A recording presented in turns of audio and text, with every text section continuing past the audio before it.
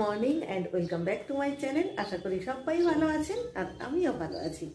আজকে হচ্ছে শনিবার আর এখন প্রায় 9টা বাজে। তো এখন থেকেই ভিডিওটা স্টার্ট করলাম। তো মোটামুটি সকালবেলার সব কাজ হয়ে গেছে আর অষ্টমী কাজ করে এইমাত্র বেরিয়ে গেল। এবারে আমি 1 কাপ চা খাবো, তারপর বাজারে যাব, তারপর রান্না শুরু করব। আজকে শনিবার তো একটু ধীরে ধীরে করলে কোনো অসুবিধে নেই। তো চলুন আগে কিচেনে যাওয়া যাক।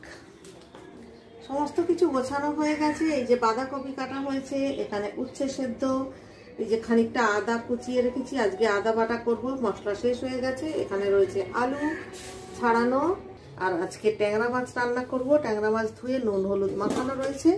আর এটা হলো পালং শাক। গোছানো গাছানো সবই রেডি, এখন শুধু চা খাবো, বাজার যাব, তারপর রান্না করব। তো চলুন চাটা খেয়ে নেওয়া যাক। এই হচ্ছে আমার চা, গুছিয়ে নিয়েছি।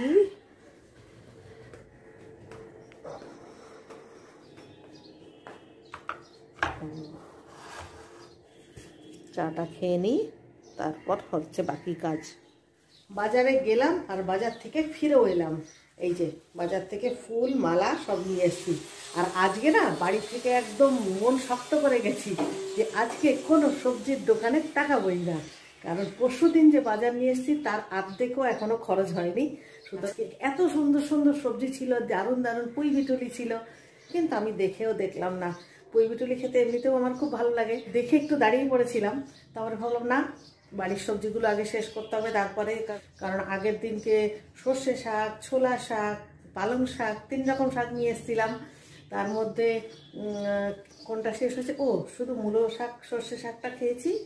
আজকে পালং শাক করব, কালকে আগামীকাল ছোলা শাক রান্না করব, তারপর গিয়ে বিটুলির টার্ন আসবে।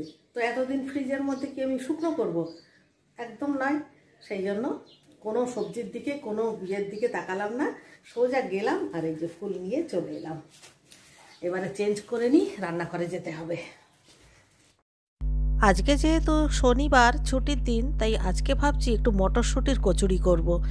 এমনি অফিসের দিনে তো সময় হয় না, তো মটরশুঁটিগুলো আমি আগের দিনই ছাড়িয়ে রেখেছিলাম। এইবারে ফটাফট মটরশুঁটির কচুরি করব, আর এটাই সবথেকে তাড়াতাড়ি হবে। আর সঙ্গে একটু আলুর তরকারি করে নেব। তো মটরশুঁটিগুলোকে প্রথমে আমি কিন্তু কাঁচাই বাটবো। আমার এমনিতেও আদা বাটা শেষ হয়ে গেছে, ওই জন্যে অনেকটা আদা ছাড়িয়ে রেখেছিলাম, মানে অষ্টমী ছাড়িয়ে রেখে গেছে। প্রথমে আদা বেটে নেব, তারপর ওই জারের মধ্যেই মটরশুঁটিটা বাটবো। তাহলে কি হবে, আমার আদা বাটাটাও হয়ে গেল, আর সেই সঙ্গে আমাকে জারটা ধুতেও হবে না। তো আদা মানে স্টোর করতে হলে কিন্তু নুন দিয়ে বাটতে হয়। এটা অবশ্য আমি অনেক আগেও করেছি, আপনারা জানেন।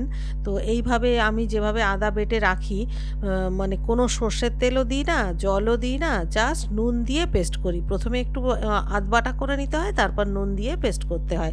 তাহলে এটা মোটামুটি 15-20 দিন তো একদম এরকমই থাকে, স্বাদ গন্ধ কোনোটাই নষ্ট হয় না। এবারে এর মধ্যে মানে মটরশুঁটিগুলো দিয়ে দেবো, মটরশুঁটি আর কাঁচা লঙ্কা। এবারে আর আলাদা করে আদা দিতে হবে না। মটরশুঁটিগুলো বাটা হয়ে গেছে, খুব মিহি করে বেটে নিয়েছি। এবারে কড়াইতে 5 ফোড়ন আর হিং ফোড়ন দিলাম। এবারে বাটাটা দিয়ে দিলাম, আর দেব একটু নুন আর একটু চিনি। মটরশুঁটির কচুরিতে তো পুরে একটু চিনি দিতে হয়, তাহলে খেতে ভালো লাগে। একদম শুকনো শুকনো করে নামিয়ে নেব। আর এইটাতে কিন্তু হলুদ দিতে হয় না।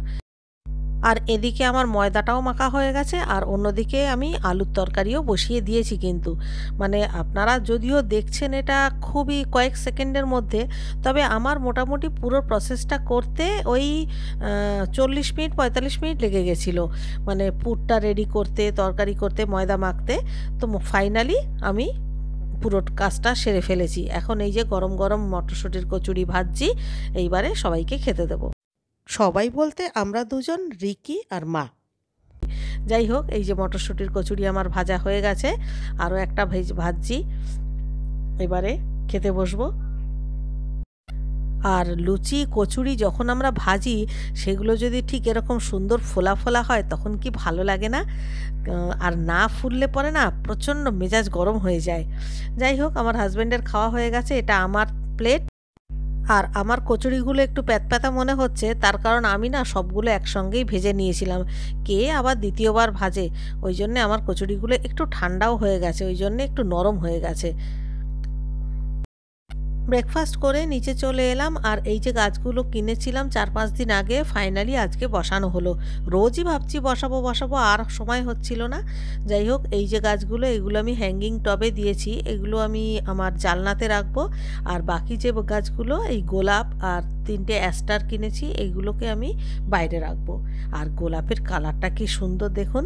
আর এটা কিন্তু হাজারি গোলাপ, মানে গাছটা খুব একটা বড় হবে না, সেই জন্যেই নিয়েছি। আসলে আমার তো জায়গাটা বড্ড শর্ট, এত অল্প জায়গায় বড় গোলাপ গাছ নিলে পরে অতটা আমি জায়গা দিতে পারবো না। আর এই যে অ্যাস্টার গাছ, এগুলোতে এখনও ফুল ফোটেনি, তাই জন্যই নিয়ে এসেছি। ফুল ফোটা থাকলে অবশ্য আমি নিয়ে আসতাম না। আর এই যে ফুলটা দেখছেন সবে ফুটুফুট করছে, এটা কিন্তু আমার বাড়িতে এসেই হয়েছে, কারণ ফুল ফোটা অবস্থায় গাছ আমার নিতে একদম ভালো লাগে না। গাঁদা ফুলটা আমি আর উপায় ছিল না, তাই বাধ্য হয়ে নিয়েছি, কারণ আমি এতটাই দেরিতে গেছি, নর্মাল ছোট গাছ আমি পাইনি 2-4টে ছাড়া। তো যাই হোক, আমার এই গোলাপ গাছটা ভীষণ ভালো লেগেছে। আর গোলাপের কালারটা দেখুন কি সুন্দর, আমার এই গোলাপের কালারটা দারুণ লেগেছে। তো দেখা যাক গাছটাকে আমি কতদিন কি বাঁচিয়ে টাচিয়ে রাখতে পারি, যদিও চেষ্টা করব আপ্রাণ। গোলাপ গাছ আমার খুবই ভালো লাগে। এবারে চলে এলাম কিচেনে, রান্নাবান্না কমপ্লিট। এই যে ডাল হয়ে গেছে, এটা হচ্ছে শাক, আর অন্যদিকে কি বলে টক রান্না করেছি এই যে। আর এখানে বাঁধাকপি হচ্ছে সবে, বাঁধাকপিটা এক্ষুনি হয়েও যাবে, অলমোস্ট রেডি। আর এই সঙ্গে আমি আবার একটু আলু ভাজাও করে নিলাম। 2টো আলু ছাড়ানো ছিল, ভাবলাম ছাড়ানো থাকলে এমনিই লাল হয়ে যাবে, তার থেকে বাবা আলুটা ভাজা করে নিই। তো আলুটাও ভেজে নিলাম, ডালের সঙ্গে খাওয়াও হয়ে যাবে। জিনিস নষ্ট করার থেকে যেভাবেই হোক খাওয়া হয়ে গেলেই হলো।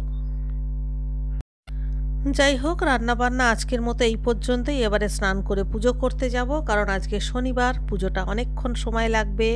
তো দেখুন আমার পুজো করা হয়ে গেছে এই যে।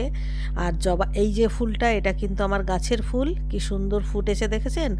এই গাছগুলো না সারা শীতকাল ধরেই আমাকে রোজই একটা দুটো করে ফুল দিচ্ছে, মানে আমাকে একদিনও নিরাশ করে না। আর এই যে দেখুন আজকে কি সুন্দর একটা মালা পেয়েছি তার আমার জন্যে, একদম দারুণ সুন্দর মালাটা। তো মালাটা দিয়ে দিয়েছি। আমি চেষ্টা করি শনিবার এবং মঙ্গলবার মালাটা নিয়ে আসার। তো যেদিন পারি না সেদিন আলাদা কথা, কিন্তু আমি চেষ্টা করি।